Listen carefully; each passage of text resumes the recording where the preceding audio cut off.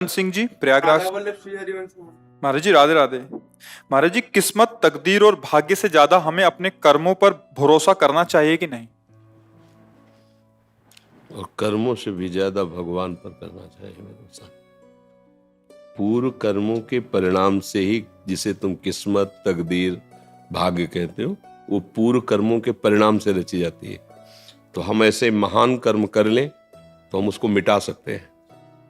पूर्व, जैसे हमारा गोदाम खराब चीजों से भरा हो तो उसमें आग लगाई जा सकती है ना, पर हमारी पहुंच हो आग लगाने की तब है। तो हमारे अनंत जन्मों के कर्म जहां जमा है उसे कहते हैं संचित कर्म शास्त्रीय भाषा में। और जो हम अब कर्म कर रहे हैं इसे कहते हैं क्रियमाण, नवीन कर्म। और जिसके द्वारा शरीर रचा गया है, तो मानो पूरे गोदाम में से शुभ और अशुभ दोनों को मिला के इस शरीर, तो कभी सुख कभी दुख, कभी भयंकर पीड़ा वाला दुख आ रहा है, कभी बड़े उन्मत्तता वाला सुख आ रहा है, नाचना कूदना, हर्ष, उन्मत्तता, वो दोनों कर्मों के परिणाम। अभी पूरे कर्म भोग नहीं है, उनमें से कुछ निकाल करके उसी की तकदीर बनी हुई है। शुभ और अशुभ कर्मों से इस शरीर की जो जन्म से लेकर मृत्यु तक रचना में सुख दुख आए जाएगा, उस वो हमारे तकदीर और भाग्य कहते हैं। अब हमारा नवीन कर्म क्या है? हम उसको रोक सकते हैं, तकदीर को, भाग्य को बदल देंगे। ये मानवदेह है ना, ऐसा भजन करेंगे, ऐसा दूसरों को सुख देंगे, ऐसे पवित्र आचरण करेंगे तो हमारे भाग्य बदल जाएंगे। क्योंकि वो भाग्य कोई देवता नहीं है, वो हमारे पूर्व के गंदे या अच्छे कर्म है। अच्छे कर्म है तो सुख दे रहे हैं, तो अब हम इस सुख में ही फंसे रहेंगे क्या? हमें और सुख चाहिए, तो क्या करें? उस सुख को दूसरों में बांट दें और वो बड़ा होकर के मिलेगा। अब हम क्या करते हैं? अपने सुख के लिए दूसरों के सुख का नाश करते हैं। अब वो और बड़ा होकर के मिला, महा दुख भोग रहे हैं, राह से न समझने के कारण। तो दुख और सुख देने वाले शुभ और अशुभ कर्म जो हमारे भाग्य में लिखे हैं, वो अगर हम मिटाना चाहें तो एक ही बात है, भगवान की शरण में होकर नाम जप करते हुए दूसरों को सुख पहुंचाए। बात समझ में आ रही? हाँ, अगर हम केवल कर्म पर भरोसा करें और भगवान पर नहीं, तो भी हम अधूरे रह जाएंगे। क्योंकि सांगोपांग कर्म करने की हमें योग्यता नहीं है, बुद्धि नहीं। किसी भी कर्म को जब तक सांगोपांग नहीं किया जाता तब तक उसका फल प्रकट नहीं होता। हमसे त्रुटियां हो सकती हैं, तो हम क्या करें? बड़े का सहारा ले लिया। अब जो त्रुटि होगी वो संभाल लेगा। और हमारे कर्म जो हैं वो जब भगवत समर्पित हो जाएंगे, यत करोषि, जो भी कर्म कर रहे हो, अब वो हमारे प्रारब्ध को भोगने की सामर्थ्य देंगे और पूर्व संचित जिससे भाग्य बना है उसको नष्ट कर देंगे। तब हमें मोक्ष प्राप्त होगा, भगवत प्राप्ति होगी, हमारा मंगल होगा। तो ये मनुष्य जन्म कर्म भोगने के लिए नहीं मिला, उनको मिटाने के लिए मिला है। कि कोई भी कर्म हम मिटा सकते हैं भजन के बल से। उसे अब जब प्रारब्ध भोग आया है, क्या क्या समस्या है? प्रारब्ध भोग आया तो इतना बड़ा आया है, क्यों आया है? आखिरी जन्म है, खेल का आखिरी सोपान है, खत्म। जितना स्टॉक सब भस्म जो है सब, अब अपने घर जाना है, छुट्टी। जब घर जाना होता है ना तो दुकान समेट ली जाती है ना, बस समेट गई दुकान। बस यही बात समझाने के लिए श्री जी ने बोलने का अवसर दिया है और आप लोगों को सुनने का अवसर दिया है।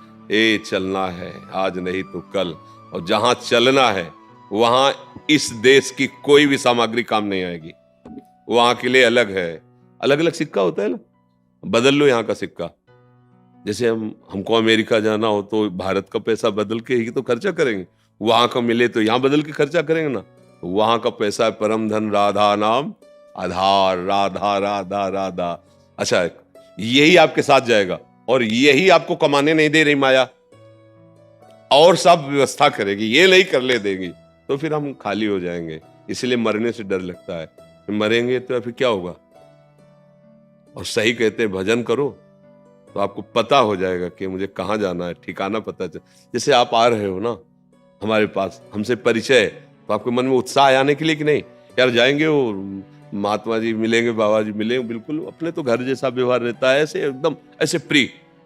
अब वहां पता नहीं हमें जाना है, कैसा है, क्या व्यवस्था है। ऐसे ही जब प्रभु से परिचय हो जाता है, अपने स्वामी के पास जा रहे हैं, जिनके लिए जीवन भर तड़पे हैं, याद किए हैं, आज उनका दीदार होगा।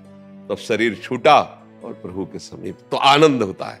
ये बात जल्दी समझ में नहीं आती। कितने दिन रुकोगे, कितने दिन रुकोगे? 80 वर्ष, 90 वर्ष, कितने निकल गए? बोले 40 वर्ष, 50 वर्ष, क्या समेट पाए, क्या समझ पाए, क्या भोग पाए? बोले नहीं, अभी प्लान ही बन रहा है। सबका प्लान बन रहा है ना। इतना मिल जाए, ये मकान बना लूंगा, ये लड़के को वहां ब्याह कर लूंगा, लड़की को वहां कर लूंगा, ऐसा कर लूंगा, वैसा, और गए। सब प्लान यही रखे के रह गए। आए थे किस लिए? कि जीवन मुक्त हो जाऊंगा भजन कर। गर्भ में प्रार्थना की थी, एक बार निकालो इस नर्क से, आपका भजन करके मैं आपको प्राप्त करूंगा। तो जहां जो हो, ये सब भगवान की सेवा है। चाहे आप किसान हो, व्यापारी हो, राज सैनिक हो, कोई भी हो, ये भगवान की सृष्टि है। सेवा करो, नाम जप करो और हृदय से भगवान का आश्रय ले लो, बस काम हो जाएगा। ये जो तकदीर भाग्य है ना, ये खिलौना है, कोई बहुत बड़ी बात नहीं है। इस पे घुटने नहीं टेकने, उनको घुटने टिकवा देने।